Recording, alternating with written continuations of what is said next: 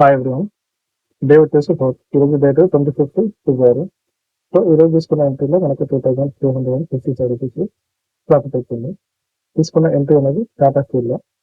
టాటా స్టీల్లో ఎందుకు తీసుకోవాల్సి వచ్చినా నేను చూపిస్తాను. First Tata steel day time ఫ్రేమ్లో చూద్దాము. టాటా స్టీల్ డే టైం ఫ్రేమ్లో చూస్తే మార్నింగ్ రీసెంట్గా ఉన్న హై అనేది బ్రేక్ చేసింది. ఫుల్ బ్యాక్ పైన సస్టైన్ అయింది. ఏది 5 minutes, first half an hour 5 minutes క్యాండిల్లో పైన సస్టైన్ అయింది. సస్టైన్ అయ్యి మళ్ళీ వీగాక్ దగ్గర కూర్చుని ఒక రేంజ్ క్రియేట్ చేసి బ్రేక్అవుట్ అయింది. ఆ బ్రేక్అవుట్ అయిన దగ్గర కూడా నేను తీసుకోలేదు.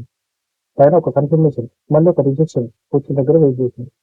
ఈ రెడ్ హ్యాండ్ రిజెక్షన్ వచ్చి ఎప్పుడైతే ఆ రెడ్ హ్యాండ్ బ్రేక్ చేసిందో ఆ లెవెల్లో ఎంత అయినాయి. సో ఎంత టైం వచ్చేసి 10:23. 10:23 ఎందుకంటే చూపిస్తాను ఆప్షన్లో టీ సైడ్ ఆప్షన్ ఈ క్యాండిల్, ఎందుకంటే ఒక ఫుల్ బ్యాక్ వచ్చి ఎప్పుడైతే బ్రేక్ చేసిందో ఈ లెవెల్ అనేది ఎంత అయింది 10 అంటే 10 రూపీస్ 38 పైసా.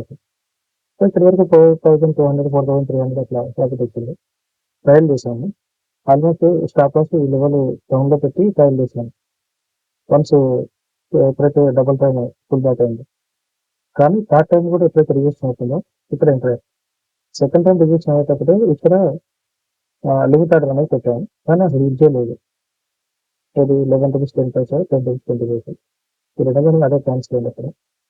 సో థర్డ్ టైం మాన్యువల్గా ఎగ్జిట్ చేస్తే పొజిషన్ అనేది ఎగ్జిట్ అవుతుంది. సో ఆల్మోస్ట్ 10:23 టు 12 అంటే ఆల్మోస్ట్ 4 అవర్స్ దాకా వెయిట్ చేశారు. 4,000 ప్రాఫిట్లో కనీసం 2,260 రూపీస్ బుక్ చేస్తాను. లేదంటే హెవీ లాస్ అనేది మనకు తెలియదు. నేను ఎంటర్ అయిన తర్వాత జస్ట్ 50 మినిట్స్ తర్వాతనే సడన్గా ఫాల్ అయిపోయాను. ఈ ఆర్ మార్క్ ఉంది కదా, ఆర్ మార్క్ వేయించిగా నేను ఎగ్జిట్ అయినట్టు 12. సో ఇది పేరు మనకి డే 5 ఎలా అవుతుంది.